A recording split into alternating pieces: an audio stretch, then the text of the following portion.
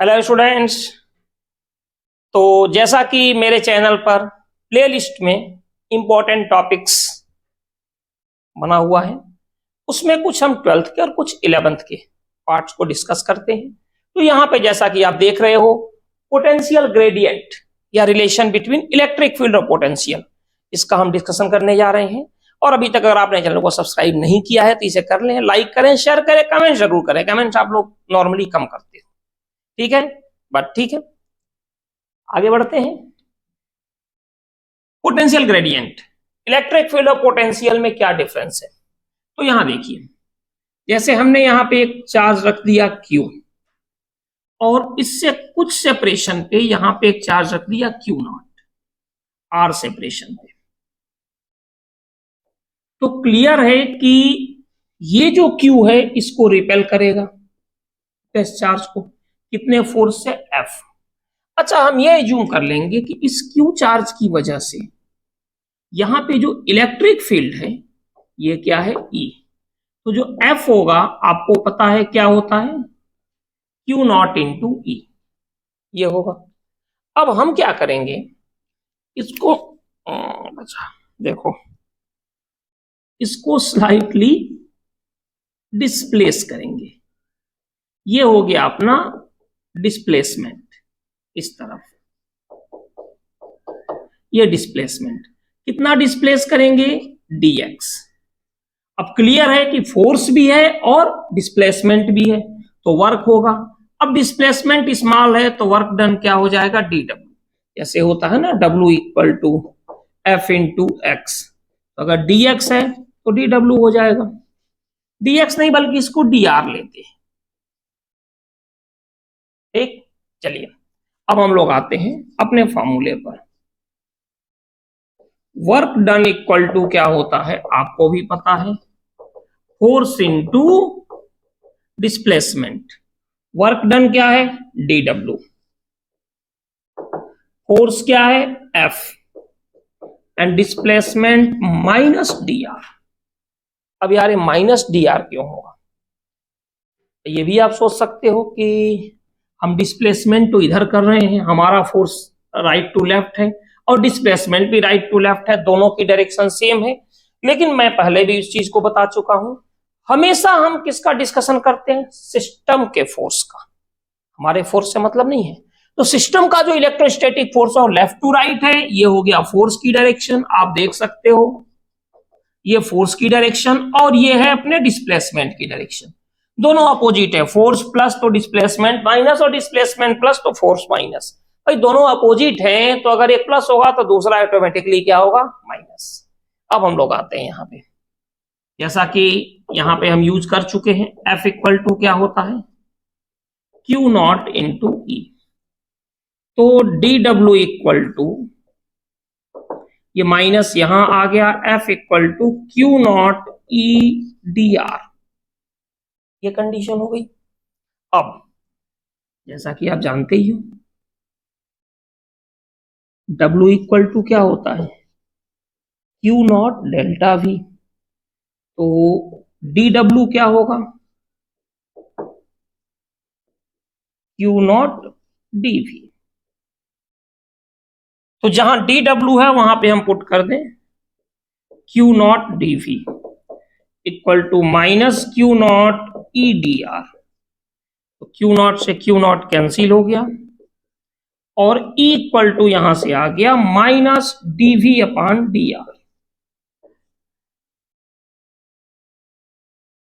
ये भी हम बोल सकते हैं यहां पे कि E equal to minus delta V upon delta R, ये भी हो जाएगा अपना। और केवल मैग्नीट्यूड की बात करें, फॉर ओनली मैग्नीट्यूड, तो E इक्वल टू हम यूज कर लेते हैं V अपॉन R। तो ये माइनस साइन क्या बता रहा है?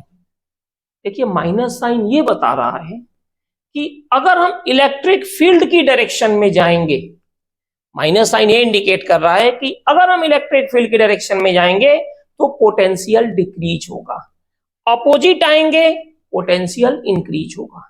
जैसे अगर आप ये हो गई इलेक्ट्रिक फील्ड की डायरेक्शन, और आप इसी डायरेक्शन में जा रहे हो, यानी आपका डिस्प्लेसमेंट इसी डायरेक्शन में है, तो v जो होगा वो क्या होगा, डिक्रीज।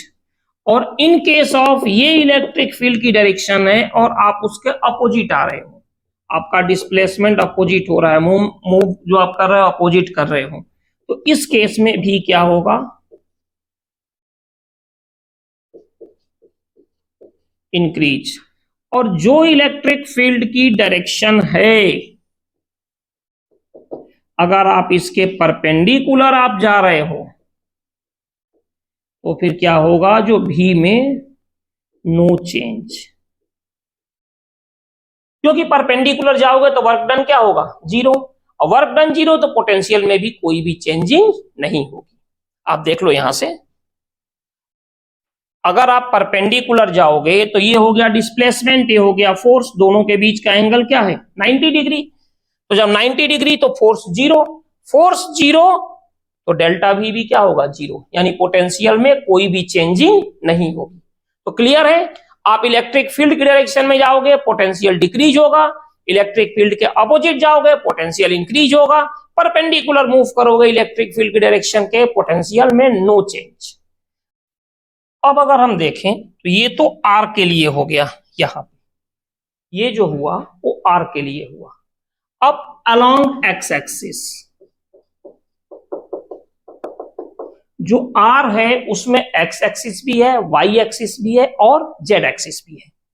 तो अलोंग एक्स एक्सिस देखें तो EX जो होगा वो क्या होगा, minus del by del X of भी। अब डेल क्या है, डी के जैसे बन रहा है लेकिन थोड़ा सा ऐसे, इसका मतलब होता है पार्शियल डिफरेंशिएशन।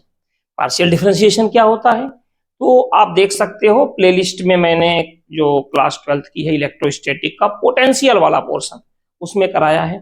फिर भी अगर आपको लगता है कि आपको मतलब आपको नहीं आती है चीजें किसी भी तरह से, तो आप व्हाट्सएप नंबर पर एक बार हमें बता दीजिएगा, तो मैं इसको न्यूमेरिकल्स करा दूंगा इसके ऊपर, ठीक है। इसके बाद अलोंग वाई एक्सिस तो क्या हो जाएगा, E Y equal to minus del by del Z of भी। एंड अब जब एक्स वाई हो गया तो जेड एक्सिस भी लेंगे, तो ई जेड क्या हो जाएगा यहां से, E Z equal to minus del by del Z of भी। और नेट इलेक्ट्रिक फील्ड आपको पता है, जब E X E Y E Z आ गया तो E X I plus E Y J plus E Z के, एंड ये क्या हो जाएगा, मैग्नीट्यूड इसका ये होगा E X square plus E Y square plus E Z square. तो ये हो गया अपना नेट, जो आपका ई की वैल्यू फाइंड करनी है। बट मैं फिर कहूंगा, अगर प्रॉब्लम है आपको तो आप हमें मैसेज जरूर करो और मैं उसको कंप्लीट करने की कोशिश करूंगा, कर भी दूंगा। कोशिश वर्ड बोलना अच्छा रहता है, ठीक है। तो चलिए फिर मिलते हैं नेक्स्ट लेक्चर में। अगर आपको प्रॉब्लम्स है, व्हाट्सएप नंबर आता है स्क्रीन पर, आप उस पर हमें मैसेज कर सकते हो, ठीक है। Thank you.